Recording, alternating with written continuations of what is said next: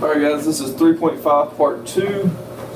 We left off in the last video talking about vertical and horizontal asymptotes and kind of the idea behind them. I'm going to give you some guidelines now on how to find horizontal asymptotes, vertical asymptotes, and then sketching the graphs of these functions. Alright, so this is actually a theorem, but we're just going to use it as a general guideline. To find a horizontal asymptote. Okay? So, let me first define, let f of x equal a sub n x to the n, a sub n minus 1 x to the n minus 1 plus dot dot dot plus a naught. Remember, f of x is a rational function. The denominator is going to be b sub m x to the m plus b sub m minus 1 x to the m minus 1 plus dot dot dot b naught. Alright? Recognize in this situation the numerator has degree equal to n and its leading coefficient is a sub n. The denominator has degree equal to m and leading coefficient b sub m. Alright, so here's the guidelines for finding horizontal asymptotes. Number one, if n is greater than m, then there is no horizontal asymptote. Number two, if n equals m, then there is a horizontal asymptote, and the horizontal asymptote equals a sub n divided by b sub m. So it's basically just the leading coefficients divided. Okay? That's if n is equal to m. Remember, we're talking about the degrees. Number three, if n is less than m, then we do have a horizontal asymptote, but it's just at y equals 0. Okay?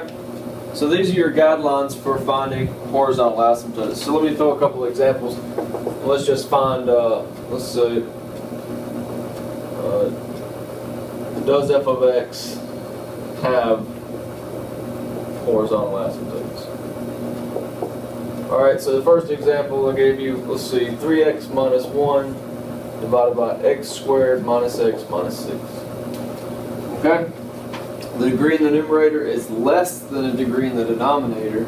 So we go back to our guidelines and see, yes, we have a horizontal asymptote, and it's at y equals 0. Alright? Another example we have, let's say f of x equals 5x squared plus 1 divided by 3x squared minus 4. Well, we see our degrees are equal. So going back to our guidelines, so this yes is a horizontal asymptote. It's at an over bm. So in this case it would be at 5/3. Recognize that's a y value. Okay? So these are the guidelines to finding horizontal asymptotes. Now remember, that's how you find your horizontal asymptote. How do we find our vertical asymptote? Well, we find the values of x that make the denominator equal to 0. Okay? So let me give you some guidelines here on sketching a rational function. To sketch a rational function. Number one, find the intercepts. As in x and y intercepts. Number two, find your vertical asymptotes. Number three, find your horizontal asymptotes. Number four, you may have to plot some extra points.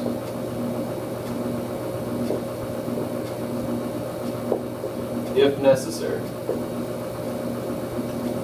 Okay?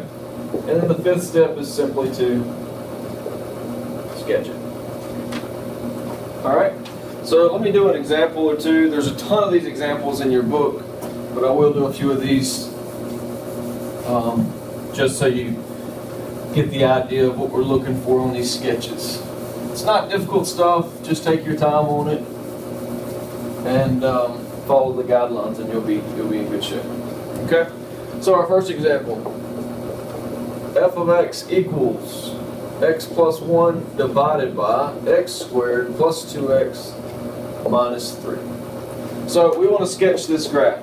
So let's start following our guidelines. Number 1, find your x and y intercepts. I normally just make a list over here of these things on the side of my paper. I would suggest you do the same thing. Alright, the x-intercepts. Well, if I let y equal 0 and solve for x, I find that I have an x-intercept at -1. My y-intercepts, well, that's just plugging 0 in for x. And that's going to give me a -1/3. Excuse me, -1/3. Next thing I want to do is find our vertical asymptotes. Well, I've told you before, we need to find what makes the denominator equal to 0. Well, this factors really nicely into an x plus 3, x minus 1. So it tells us our vertical asymptotes are at x equals -3 and x equals +1.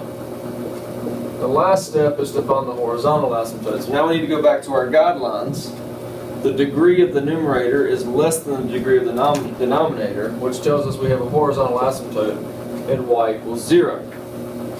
Alright, so let's start sketching this. When I'm sketching it, I always start with my vertical asymptotes and get those on the page first. So we've got one of these at the x equals 1 value, and we've got another one at x equals -3. Those are going to be dotted lines, vertical lines, obviously. Okay? Now, here's kind of a key note. When you're sketching the graph, the number of vertical asymptotes divide your graph into regions. So we have a region here, a region in between them, and a region over here. That tells me this graph is going to have 3 branches that fill each one of these regions. And you'll see what I mean when we finish the picture. The next thing, we've got an x-intercept at -1, so we're right here, and a y-intercept at -1/3, so we're going to say it's somewhere right here. Last piece of the puzzle, we have a horizontal asymptote at y equals 0. Well, that's just your x-axis, right? So that tells us a couple things. Number 1, we know we have to go through these 2 points. We also know the vertical asymptote is a guideline that the graph cannot go outside of. Right? Now, the last piece of the puzzle is this. What goes on in these other 2 branches? We've got to figure that out. What happens on the outside of each one of these areas? The easiest way to do that is just plot a couple of points and see what happens. Well, when you plug points in, you'll see that we get this shape on this side and this shape on this side. And that makes sense, right? Because we've got a horizontal asymptote on the x-axis. We've got a vertical asymptote at x equals 1. So that's really the only shape that one can take. Same thing on this side. So these are the 3 branches of this function, and this is the graph of this rational function.